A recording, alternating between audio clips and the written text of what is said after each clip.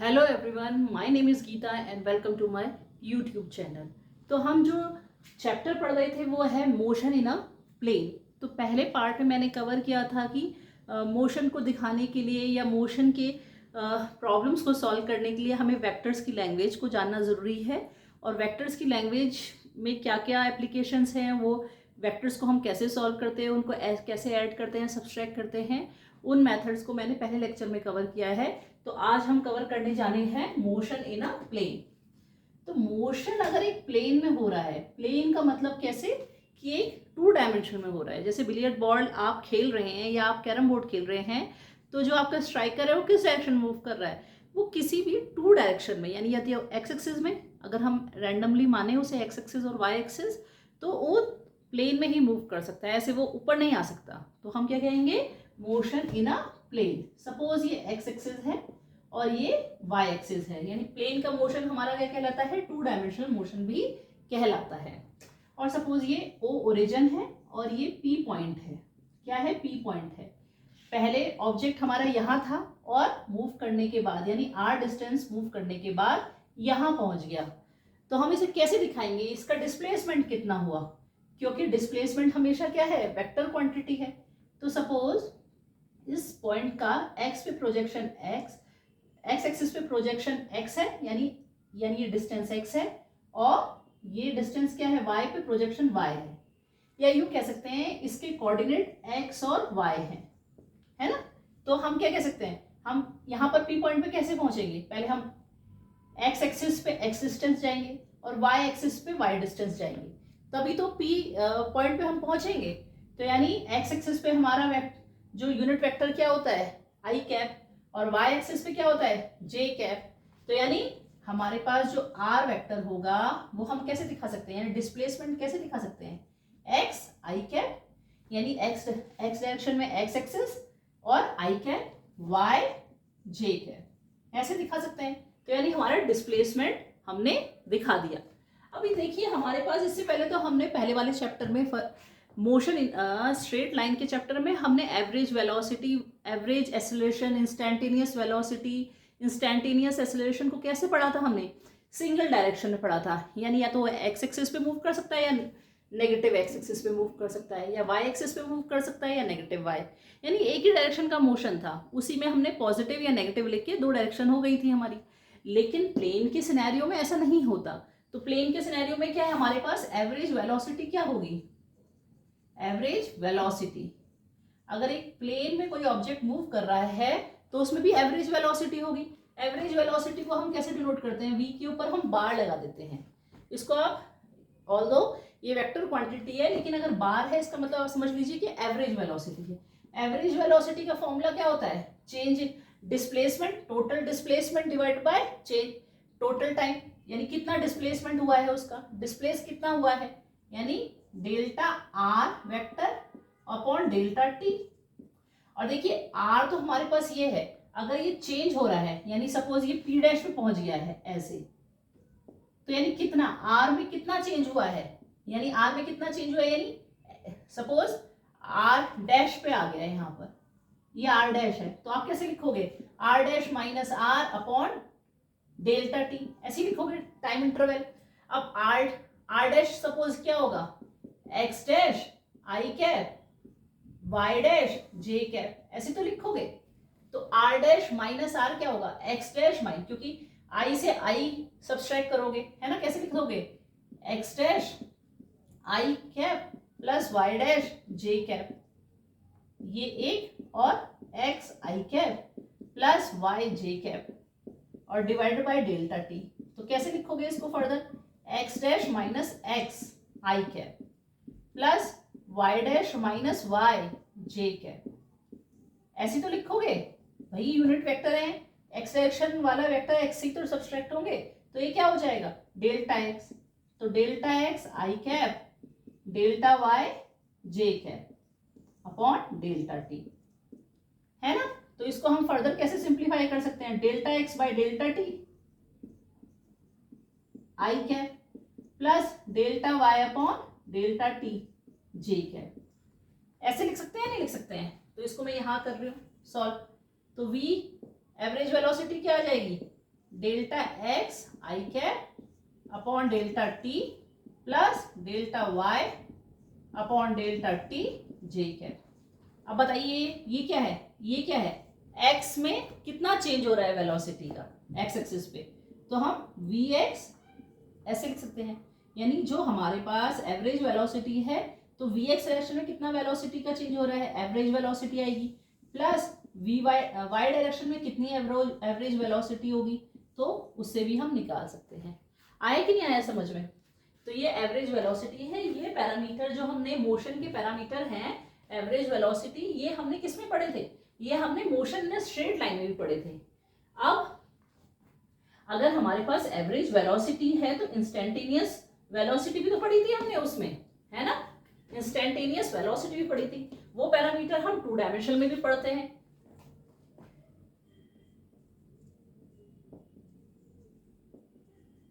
Instantaneous velocity, instantaneous velocity का मतलब क्या है, कोई भी पार्टिकल कोई भी ऑब्जेक्ट अगर क्या है मूव कर रहा है तो उसके मूव करने के टाइम पे किसी पर्टिकुलर इंस्टेंट पर उसकी जो वेलोसिटी होगी उसको ही हम क्या बोलेंगे, इंस्टेंटेनियस वेलोसिटी।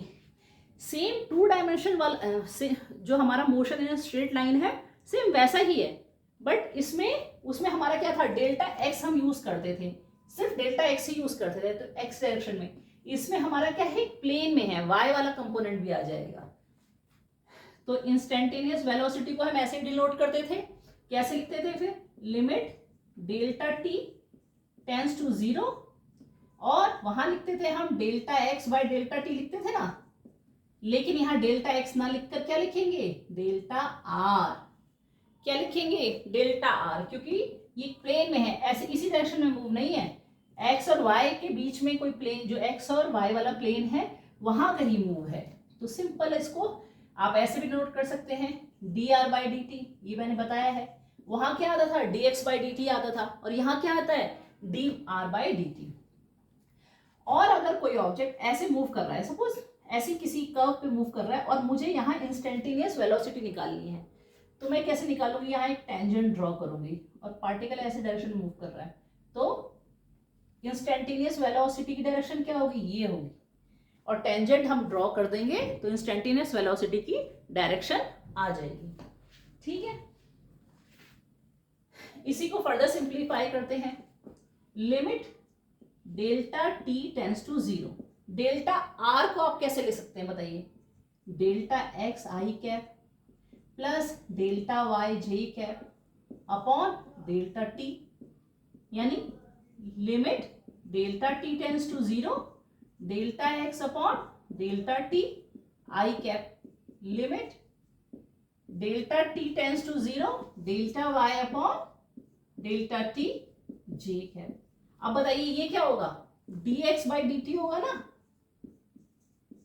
आई कैप, और ये क्या होगा, D Y by D T J cap, होगा कि नहीं होगा। तो यानी इसको हम लिख सकते हैं वी एक्स, है ना, ये वेलोसिटी है, यानी वी एक्स आई कैप और वी वाई जे कैप, यानी इंस्टेंटेनियस वेलोसिटी जो आएगा वो कैसे आएगा, इंस्टेंटेनियस वेलोसिटी एक्स डायरेक्शन में कितनी वेलोसिटी है, वाई डायरेक्शन में कितनी वेलोसिटी है, उसको ऐड कर लेंगे, आई और जे हमारा यूनिट वेक्टर है। अब इसका मैग्नीट्यूड क्या होगा, मैग्नीट्यूड हम ऐसे निकालते हैं, है ना, मॉडुलस थे तो क्या आ जाएगा, क्योंकि ये रेक्टेंगुलर परपेंडिकुलर है तो क्या होगा, v x square plus v y square. भाई दो वेक्टर हैं, अगर हमने एक्स कंपोनेंट पता है वाई कंपोनेंट पता है तो टोटल हम निकाल सकते हैं ना उसका कितना होगा। अब हमें निकालना है टेन थीटा, यानी ये जो वेलोसिटी है, सपोज ये वेलोसिटी ऐसे, इस वेलोसिटी ऐसे आया है हमारे पास, है ना, ये वेलोसिटी ऐसे आया है, तो ये थीटा एंगल बना रहा है एक्स एक्सिस से, एक्स एक्सिस से थीटा एंगल बना रहा है, तो टेन थीटा क्या आएगा, वाई अपॉन एक्स, ये तो भाई वाई का कंपोनेंट ले लेंगे हम, ये वी वाई है और ये हमारे पास क्या है, वी एक्स है, यही तो है, तो v y upon v x, तो थीटा क्या आ जाएगा, tan inverse v y upon v x.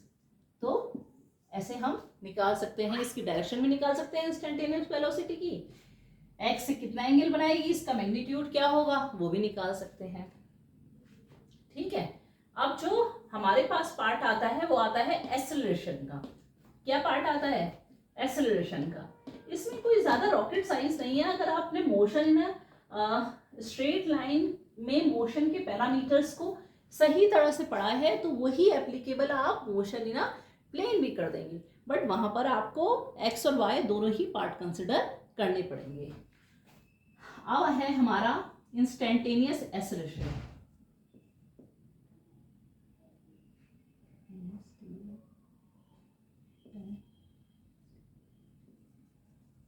Instantaneous acceleration. Acceleration क्या है? ये है रेट चेंज ऑफ, क्या है बताइए? रेट चेंज ऑफ वेलोसिटी है। इसको हम कैसे लिखते हैं? Limit delta T tends to 0, और कैसे निकलते हैं? वेलोसिटी में कितना चेंज हुआ और टाइम इंटरवल कितना हुआ। आया नहीं आया? इसको हम कैसे लिख सकते हैं? dv बाय dt भी लिखते हैं। सेम वही है, बट यहाँ पर हमारे पास x और y दोनों ही हमें कंसिडर करने पड़ेंगे। ऐसे नहीं कर सकते कि आपने एक ही चीज कंसिडर किया है। Limit delta T tends to 0, इसको क्या लिख सकते हैं? Delta v x, x direction में कितना चेंज हुआ cap, plus delta v y, y direction में कितना चेंज हुआ वेलोसिटी में, अपॉन डेल्टा टी। इसको कैसे लिखते हैं? इसको पार्ट कर लीजिए। इसको जब आप पार्ट कर लेंगे v x by delta T I cap, limit delta T tends to 0, delta v y upon delta T J cap. ये क्या हो गया? इसको क्या लिख सकते हैं? D v x by d t I cap, d v y by d T J cap. आया कि नहीं आया समझ में? तो ये क्या है? ये आप बताइए इसको क्या बोलेंगे? Rate change of velocity in x direction, rate change of velocity in y direction. तो ए एक्स डायरेक्शन में कितना एक्सेलरेशन होगा, ए वाई डायरेक्शन में कितना एक्सेलरेशन होगा, उसका जब हम सम करेंगे तो हमारे पास आ जाएगा इंस्टेंटेनियस एक्सेलरेशन। तो इंस्टेंटेनियस एक्सेलरेशन का ये वाला फॉर्मूला इंपॉर्टेंट है, ये वाला फॉर्मूला इंपॉर्टेंट है, और ये वाला फॉर्मूला इंपॉर्टेंट है। ठीक है, तो इसको आप आसानी से निकाल सकते हैं। अब अगला पैरामीटर है, अगर कोई भी बॉडी, कोई भी ऑब्जेक्ट क्या है, यूनिफॉर्म वेलोसिटी से मूव कर रहा है, यूनिफॉर्म वेलोसिटी, वेलोसिटी क्या होता है? ग्राफिकल एनालिसिस में हमने पढ़ा था, ग्राफ भी पढ़े थे। अगर कोई ऑब्जेक्ट एक प्लेन में, और ये किस में हो रहा है? एक प्लेन में, ध्यान रखिए, यूनिफॉर्म वेलोसिटी से अगर मूव कर रहा है तो उस समय में हमारी वेलोसिटी हम कैसे निकालेंगे? पहले तो आपको पता होना चाहिए कि यूनिफॉर्म वेलोसिटी होता क्या है। यूनिफॉर्म वेलोसिटी का मतलब है पार्टिकल इक्वल टाइम में इक्वल डिस्प्लेसमेंट तय कर रहा है, यानी हर एक इक्वल टाइम इंटरवल पे उसकी क्या है, उसका डिस्प्लेसमेंट क्या है, इक्वल है। तो हम कैसे निकालते हैं यूनिफॉर्म वेलोसिटी में? भाई आर टी, सपोज यहां से, इसको भी हम ड्रॉ कर लेते हैं, यहां से पी पॉइंट पे पहुंचने में पार्टिकल को कितना टाइम लगा? टी टाइम लगा। तो यानी यहां पर टाइम टी है, यहां पर टाइम 0 है, तो r t minus r 0 upon t. आया कि नहीं आया समझ में? आर टी माइनस आर 0, और मैंने आर टी, आर को बताया था ना कैसे लिखते हैं? आर को बताया था एक्स आई कैप प्लस वाई जे कैप, ये बताया था। अगर टी टाइम इंटरवल पे है तो एक्स आई कैप वाई जे कैप, और अगर 0 तो x की वैल्यू यहां पर, अभी तो हमने ये लिया है 0 से शुरू किया है। सपोज पार्टिकल ऐसे मूव कर रहा है, ये y है ये x है, ऐसे मूव कर रहा है, तो यहां पर भी कुछ टाइम होगा, यहां पर भी कुछ टाइम होगा, होगा कि नहीं होगा? तो इसको आप ऐसे लिख लीजिए, एक्स टी आई कैप वाई टी जे कैप, और आर 0, यानी यहां से 0 शुरू करेंगे उस समय हम, तो x 0 i cap y 0 j cap, यानी वेलोसिटी इसमें फॉर्मूले में पुट कर दीजिए, एक्स टी आई कैप वाई टी जे कैप माइनस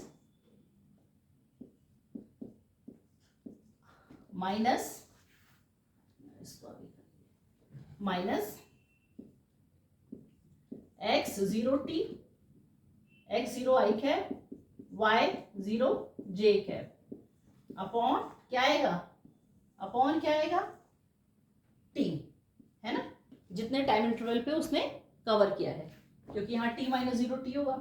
तो इसको अगर आप फर्दर सिंप्लीफाई कर लेंगे तो क्या आ जाएगा, xt minus x0 i cap plus yt minus y0 j cap upon, यहाँ पे भी t लिख लीजिए और यहाँ पे भी t लिख लीजिए, तो ये v आ जाएगा। तो v को हम कैसे डिनोट कर सकते हैं, vx i cap vy j cap, ऐसे कर सकते हैं नहीं कर सकते हैं बताइए। तो इसको हम लिख सकते हैं xt माइनस x0, क्या लिख सकते हैं vxt, है ना भाई। इसको t को यहाँ इक्वल i का i की टर्म्स, है ना, और j की टर्म्स अलग अलग करेंगे तो हमारे पास yt माइनस y0 यानी y डायरेक्शन में जितना डिस्प्लेसमेंट है वो क्या आएगा vyt, ठीक है। तो ये सिंपल है, क्या होता है अभी तो सिंपल स्पीड का फॉर्मूला क्या होता है बताइए, स्पीड का फॉर्मूला क्या होता है, v इज इक्वल्स टू, अगर x डायरेक्शन में है यानी x इक्वल्स टू vt, इससे भी तो यही है भाई, x में कितना डिस्प्लेसमेंट है v इंटू टी, यानी x डायरेक्शन में कितनी वेलोसिटी है और टाइम कितना है। अगर हमें y डायरेक्शन में डिस्प्लेसमेंट चाहिए यानी y डायरेक्शन में कितना डिस्प्लेसमेंट है, अगर y डायरेक्शन में कितना डिस्प्लेसमेंट है, सपोज y है और y डायरेक्शन में वेलोसिटी vy है, तो y कितना आएगा vyt। सेम यही तो चीज है, ये छोटी छोटी चीजें हैं लेकिन ये बहुत इंपॉर्टेंट है। अगर x डायरेक्शन में आपको डिस्प्लेसमेंट चाहिए तो x डायरेक्शन में वेलोसिटी पता होनी चाहिए।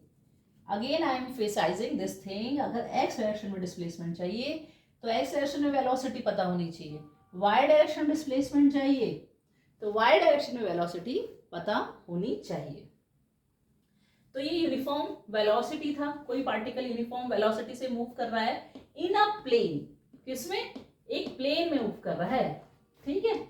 अभी हमारे पास यूनिफॉर्म वेलोसिटी के अलावा एक और पार्ट आता है, क्या आता है, यूनिफॉर्म एक्सेलरेशन, यूनिफॉर्म एक्सेलरेशन। ये क्या चीज है, यानी उसकी वेलोसिटी इक्वल टाइम इंटरवल पे इक्वल ही क्या हो रही है, चेंज हो रही है। पार्टिकल ऐसे मूव कर रहा है और इस मूवमेंट में उसकी यहाँ सपोज यहाँ से यहाँ तक जो वेलोसिटी चेंज हो रही है, यहाँ से यहाँ तक, अगर ये टाइम इंटरवल सेम है तो वेलोसिटी भी इक्वल ही क्या हो रही है, चेंज हो रही है। उसका एक्सेलरेशन क्या है, उसका एक्सेलरेशन क्या है, यूनिफॉर्म है। तो भाई इसमें भी सेम क्या निकाल लेंगे, a is equals to v minus v, अगर सपोज उसका इनिशियल वेलोसिटी 0 है मतलब v नॉट है अपॉन t, सेम वही इक्वेशन लगेगी। अगर अब देखिए यूनिफॉर्म एक्सेलरेशन है, सपोज अब आप ये बताइए कि जो हमने मोशन में स्ट्रेट लाइन पढ़ा था उसमें जब यूनिफॉर्म एक्सेलरेशन था स्ट्रेट लाइन वाले मोशन में, स्ट्रेट लाइन में, तो हमारे पास इक्वेशन ऑफ मोशन थी, क्या निकालते थे, v equals to u plus a t, s equals to u t plus half a t square, v square minus u square equals to 2as। ये थी, यही मोशन, यही इक्वेशंस हमें कहाँ लग जाएंगी, यही इक्वेशन लग जाएंगी प्लेन के मोशन में। लेकिन वेलोसिटी आपको अगर x वाला आप निकाल रहे हैं तो x डायरेक्शन में ही होनी चाहिए, y वाला निकालना है कैसे, जैसे मैं इससे भी इसको प्रूफ कर सकते हैं। सब अभी मैं प्रूफ नहीं करके दिखा रही, डायरेक्ट ही दिखा रही हूँ।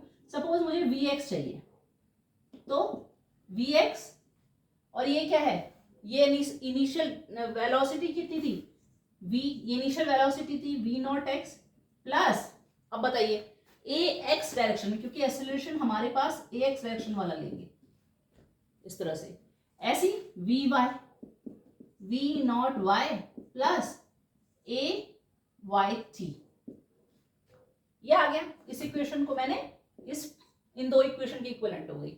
अब s तो यानी x डायरेक्शन में, यानी xt माइनस x0, यही तो होगा, अरे होगा कि नहीं होगा बताओ। तो v not xt plus half axt²। आया कि नहीं आया? ऐसे ही y का भी ले सकते हैं, yt minus y0 equals to voyt plus half ayt²। ऐसे ही ये इक्वेशन भी आप अप्लाई कर सकते हैं।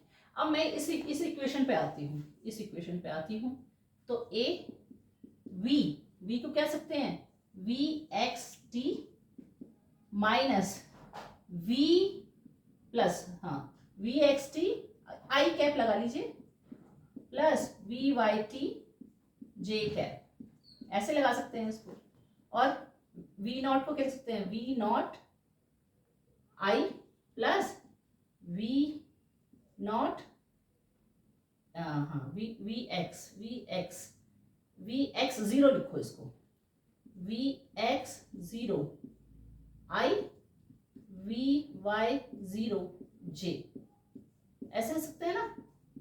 तो v, अब इसमें i वाले कंपोनेंट एक साथ लिखो, तो vxt minus vx0 i plus vyt minus vy0 j upon t।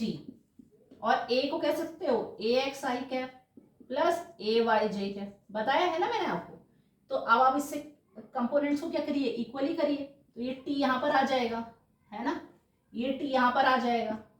और इनको i वाले कंपोनेंट एक साथ और j वाले कंपोनेंट एक साथ करिए। पहले i वाले कंपोनेंट को इक्वल कर लेती हूँ, तो axt equals to vxt minus vx0, ठीक है।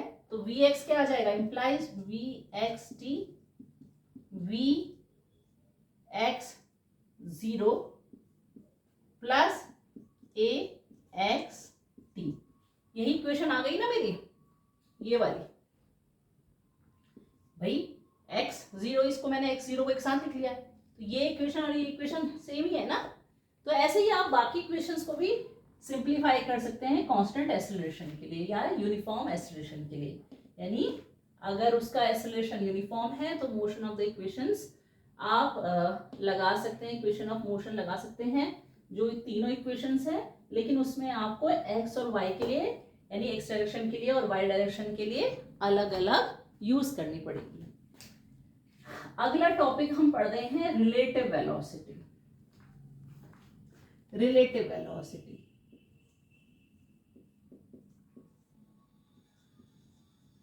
रिलेटिव वेलोसिटी का टॉपिक मैंने आपको फर्स्ट चैप्टर में भी मोशन इन स्ट्रेट लाइन में भी नहीं पढ़ाया है, वो मैंने एक साथ दो टॉपिक पढ़ाऊंगी करके रखे हुए थे। तो स्ट्रेट लाइन में क्या होता है रिलेटिव, देखिए मैंने आपको स्टार्टिंग में ही पहले बताया था कि कोई भी मोशन क्या है, एब्सोल्यूट नहीं है। एब्सोल्यूट कोई भी बॉडी रेस्ट में नहीं है, एब्सोल्यूट कोई भी बॉडी एब्सोल्यूट रेस्ट में नहीं है। मोशन क्या होता है, हमेशा रिलेटिव होता है। जैसे अर्थ सन के चारों ओर चक्कर लगा रही है, ऐसे घूम रही है ना, रोटेशन ऐसे ऐसे घूम रही है ना, और अपनी एक्सिस पे भी घूम रही है, ठीक। तो अर्थ सन के रिलेटिव कुछ मोशन होगा, सन का अपना क्या है, अदर स्टार्स के रिलेटिव कुछ मोशन होगा। फिर ब्रह्मांड में, इस यूनिवर्स में कोई भी एब्सोल्यूट रेस्ट में नहीं है, सारे मोशन क्या है, रिलेटिव है, एक दूसरे से लिए गए हैं। हो सकता है जैसे मैंने आपको ट्रेन का एग्जांपल बताया था कि ट्रेन में बैठे हुए दो व्यक्ति क्या है, आपस में क्या है, रेस्ट में है, लेकिन बाहर जो ऑब्जर्वर देख रहा है वो क्या है, वो देख रहा है कि वो ट्रेन भी चल रही है, दोनों बंदे भी चल रहे हैं उसमें बैठे हुए, तो उसके रिलेटिव वो जो ट्रेन के अंदर बैठे हुए जो पैसेंजर हैं वो सब क्या है, मोशन में है। लेकिन आपस में अगर हम ट्रेन में बैठे हैं और ट्रेन चल रही है तो हम रेस्ट में हैं। तो यानी एक फ्रेम ऑफ रेफरेंस के से हम रेस्ट में हो सकते हैं और दूसरे फ्रेम ऑफ रेफरेंस से हम क्या हो सकते हैं, मोशन में हो सकते हैं। सपोज दो ऑब्जेक्ट हैं 1 और 2, और ये v1 वेलोसिटी से मूव कर रहा है, ये दूसरा वाला ऑब्जेक्ट क्या है, v2 वेलोसिटी से मूव कर रहा है। तो रिलेटिव वेलोसिटी हमें निकालनी है, किसकी, पहले ऑब्जेक्ट की दूसरे के रिलेटिव। तो हम क्या, इसका फॉर्मूला क्या है, पहली वेलोसिटी माइनस v1 की वेलोसिटी माइनस v2 की वेलोसिटी। अब अगर हम दूसरे ऑब्जेक्ट की वेलोसिटी पहले ऑब्जेक्ट के रिलेटिव निकालना चाहें तो उसका फॉर्मूला होता है v2 माइनस v1। बस इतनी सी ही बात है जो आपको समझ में अगर आ गई तो relative motion in a straight line भी आ जाएगा और relative motion in a plane भी आ जाएगा। इसमें कुछ ज़्यादा मुश्किल बात नहीं है। अब इस पे हम एक दो क्वेश्चन ले लेते हैं। सपोज ये नॉर्थ, ये साउथ, ये ईस्ट और वेस्ट। मैंने बताया था ना आपको, अगर प्लेन पेपर में आपको कुछ भी ड्रॉ करना है तो आपको डायरेक्शन को इस हिसाब से रखना पड़ेगा। ऊपर वाला नॉर्थ, नीचे वाला साउथ, ये ईस्ट और ये वेस्ट। अब दो ट्रेनें लेते हैं हम, दो ट्रेन ट्रैक्स हैं, ठीक है। ये एनसीईआरटी का क्वेश्चन भी है। ये ट्रेन जा रही है 54 किलोमीटर पर आवर और ये ट्रेन ऐसे जा रही है 90 किलोमीटर पर आवर, ठीक है। और ये दोनों पैरेलल हैं। तो ये ट्रेन किस तरफ जा रही है? नॉर्थ की तरफ जा रही है, नॉर्थ और साउथ डायरेक्शन। और ये ट्रेन किसकी तरफ जा रही है? साउथ की तरफ जा रही है। ये ए ट्रेन है और ये हमारे पास क्या है? बी ट्रेन है। तो हमें बतानी है बी की वेलोसिटी विथ रिस्पेक्ट टू ए कितनी होगी। ट्रेन बी की वेलोसिटी विथ रिस्पेक्ट टू ए कितनी होगी भाई? अब ट्रेन दो ही डायरेक्शन में मूव कर रही हैं तो एक की वेलोसिटी पॉजिटिव ले लेते हैं और एक की वेलोसिटी क्या ले लेते हैं? नेगेटिव ले लेते हैं। तो जो हम वी की वेलोसिटी ले लेते हैं वो 54 किलोमीटर पर सेकेंड, किलोमीटर पर आवर। तो इसको हम ले लेते हैं पॉजिटिव डायरेक्शन है अप वाली। और वी भी ले लेते हैं हम, कितने ले लेते हैं? -90 किलोमीटर पर आवर। भाई स्ट्रेट लाइन के मोशन में तो हमारा पॉजिटिव और नेगेटिव से काम चल जाता है, वेक्टर की जरूरत ही नहीं है ना।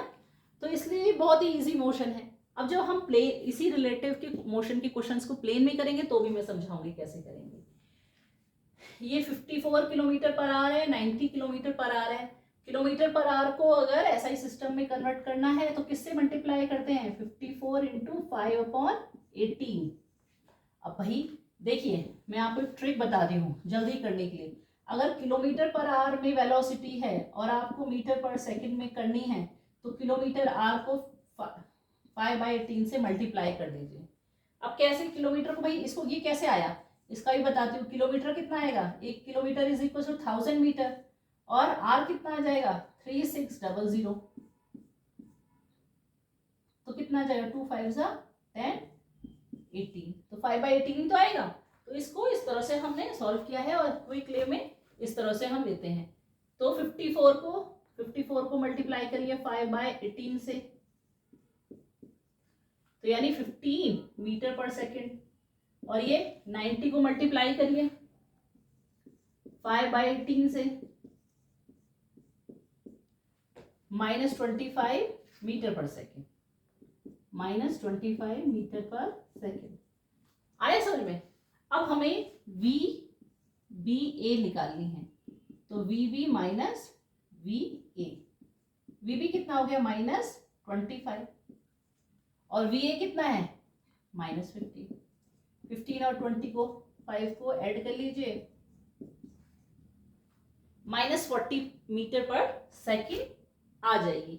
यानी बी की वेलोसिटी, यानी ये क्या है? बी की वेलोसिटी विथ रिस्पेक्ट टू ए, यानी ए में अगर यहां कोई ऑब्जर्वर है, बैठा है ट्रेन में, तो उसको क्या दिखेगा कि ट्रेन कैसे मूव कर रही है? उसको दिखेगा, क्योंकि नेगेटिव है, उसको ट्रेन साउथ में जाती हुई दिखेगी। और उसकी वेलोसिटी कितनी दिखेगी? उसको उसकी स्पीड कितनी दिखेगी? -40 मीटर पर सेकेंड उसको स्पीड उसकी दिखेगी, ठीक है। तो मतलब आपको जैसे हम ट्रेन में बैठे होते हैं, हमें पेड़ क्या दिखते हैं? पीछे की तरफ जाते हुए दिखते हैं। पेड़ थोड़ा ना मूव कर रहे हैं, पेड़ तो रेस्ट में है, बट हमारे मोशन की वजह से हमें क्या होता है? पेड़ों में भी मूवमेंट दिखता है, ठीक है। तो इस तरह से आपको क्वेश्चंस होंगे तो निकाल सकते हैं। अब आता है relative velocity with respect to ground. अब बी की हमें रिलेटिव वेलोसिटी निकालनी है विथ रिस्पेक्ट टू क्या? ग्राउंड। तो भाई ग्राउंड की वेलोसिटी आप 0 मानते हैं। Relative velocity of B with respect to ground या relative velocity of B with respect to ground, तो क्या आ जाएगा? b है ना, और माइनस v 0। तो vb कितना है, vb कितना है, हाँ vb है हमारे पास, नहीं ग्राउंड की वेलोसिटी निकालनी है आपको, सॉरी दूसरे क्वेश्चन में लगाना है ग्राउंड रिलेटिव वेलोसिटी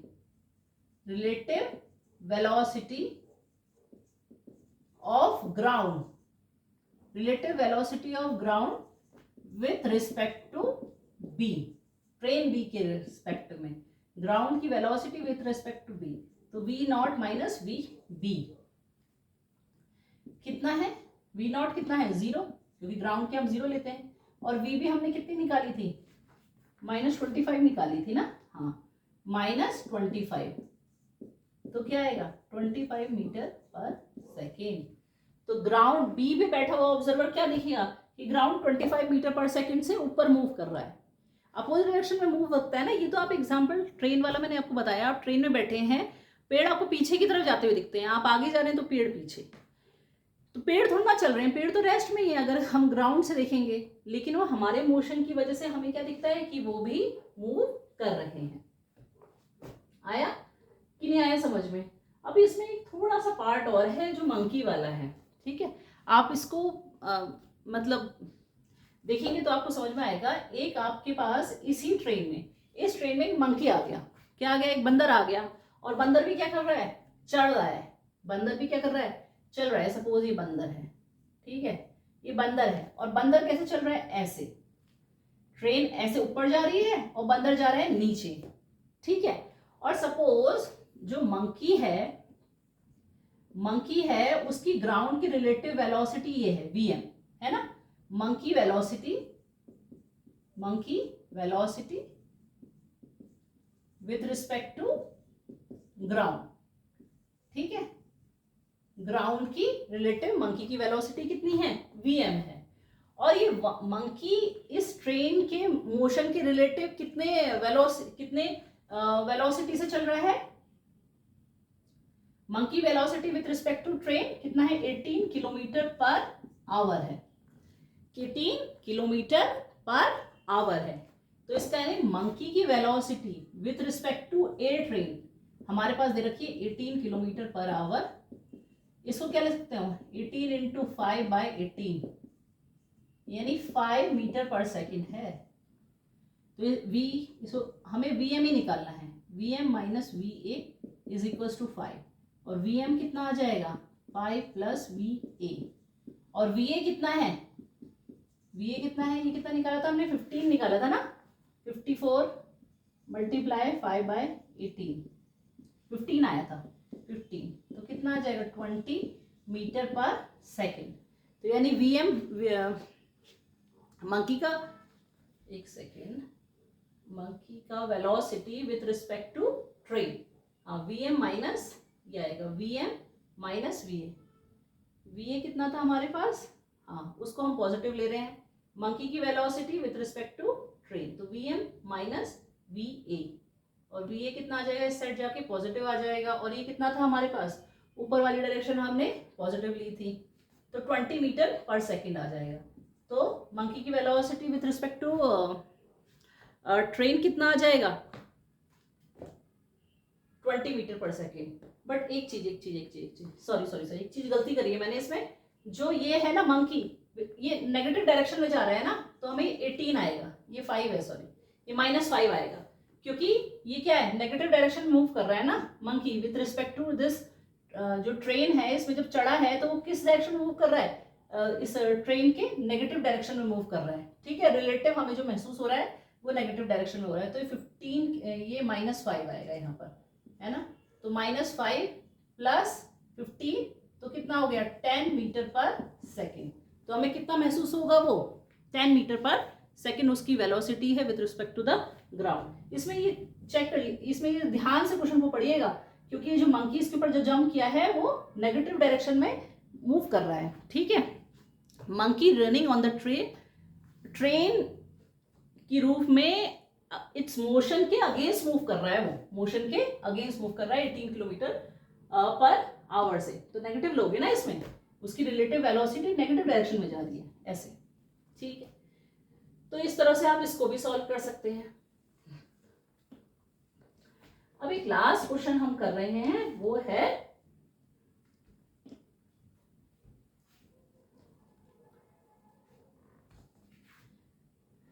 दो पॉइंट ऑब्जेक्ट है, या आप लिख लीजिए क्वेश्चन हम आपको करा देती हूँ बोट वाला। एक बोट है, वो कितनी वेलोसिटी से मूव कर रही है, 3i+4j एक वाटर में, क्योंकि अभी तो हम प्लेन वाला मोशन कर रहे हैं ना, और वाटर -3i-4j। भाई बोट है, बोट तो एक अगर रिवर में मूव कर रही है तो ये 2 डायमेंशन नहीं हो गया, ये 2 डायमेंशनल बॉडी का मूवमेंट हो गया।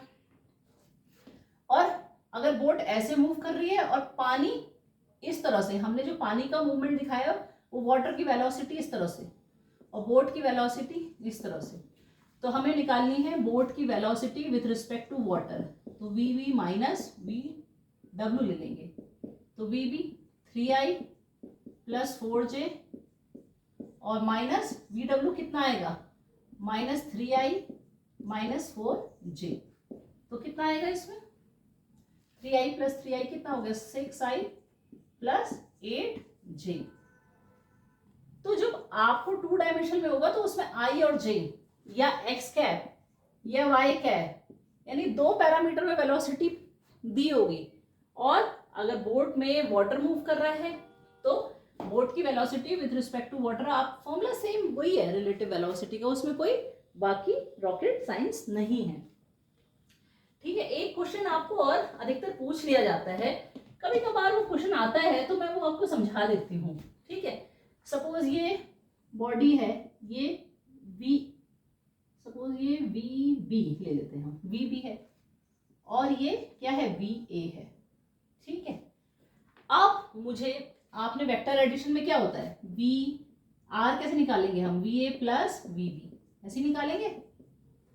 ठीक है, हमें ये वाला वेक्टर एडिशन नहीं चाहिए, हमको चाहिए relative velocity of a with respect to B.